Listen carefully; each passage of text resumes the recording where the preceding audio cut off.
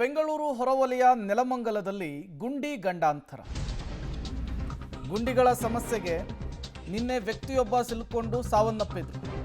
ಇದೇ ಪ್ರಕರಣಕ್ಕೆ ಸಂಬಂಧಪಟ್ಟಂತೆ ನಗರಸಭೆಯ ನಿರ್ಲಕ್ಷ್ಯದಿಂದ ರಸ್ತೆ ಗುಂಡಿಗಳು ಬಿದ್ದಿದೆ ಅನ್ನುವಂತಹ ಆರೋಪ. ಮೃತನ ಶವವನ್ನು ಇಟ್ಟು ನೆಲಮಂಗಲ ನಗರಸಭೆಯ ಮುಂದೆ ಪ್ರೊಟೆಸ್ಟ್. ಸ್ಥಳಕ್ಕೆ ಡಿಸಿ ಬರಬೇಕು ಅಂಥೇಳಿ ತಬ್ರೇಜ್ ಕುಟುಂಬ ಪಟ್ಟು ಹಿಡಿದಿದೆ.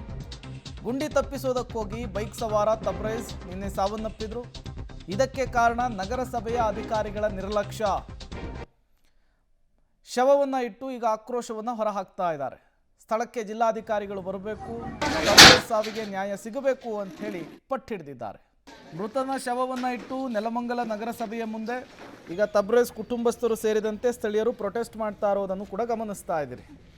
ಮತ್ತಷ್ಟು ಡೀಟೇಲ್ಸ್ ಕೊಡೋದಕ್ಕೆ ಪ್ರಕಾಶ್ ದೂರವಾಣಿ ಸಂಪರ್ಕದಲ್ಲಿ ಜಾಯಿನ್ ಆಗಿದ್ದಾರೆ. ಪ್ರಕಾಶ್, ನಿನ್ನೆ ತಬ್ರೇಜ್ ಸಾವಾಗಿತ್ತು, ಇವತ್ತು ಪ್ರೊಟೆಸ್ಟ್ ಆಗ್ತಾ ಇದೆ. ಏನು ಹೇಳ್ತಾ ಇದ್ದಾರೆ ಸ್ಥಳೀಯರು? ಜಿಲ್ಲಾಧಿಕಾರಿಗಳು ಬರುವಂತಹ ಸಾಧ್ಯತೆ ಎಷ್ಟರ ಮಟ್ಟಿಗಿದೆ ಸ್ಥಳಕ್ಕೆ ಅಂತ? ಖಂಡಿತ ಪ್ರೇಮ್ ಅಂತ ಹೇಳಿದ್ರೆ, ಜನ್ಮಾಲ ನಗರದಲ್ಲಿ ಇರುವಂತಹ ಸುಭಾಷ್ ನಗರದ ಬಳಿ ಒಂದು ಪೈಪ್ಲೈನ್ ಕಾಮಗಾರಿಗೆ ಒಂದು ಗುಂಡಿಯನ್ನು ತೆಗೆಯಲಾಗಿರ್ತದೆ. ಈ ಸಂದರ್ಭದಲ್ಲಿ ಆ ಗುಂಡಿಯನ್ನು ಸಂಪೂರ್ಣವಾಗಿ ಮುಚ್ಚಿಲ್ಲ.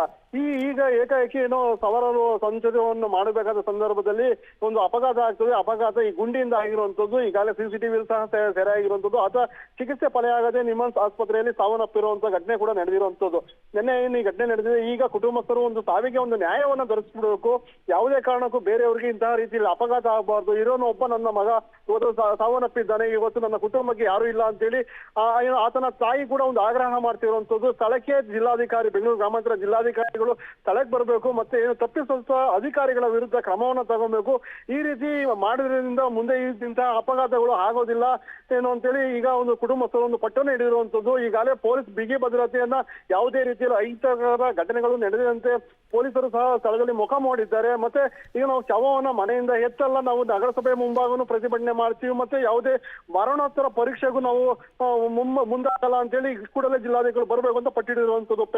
ಥ್ಯಾಂಕ್ ಯು ಪ್ರಕಾಶ್, ತಮ್ಮೆಲ್ಲ ಮಾಹಿತಿಗಾಗಿ.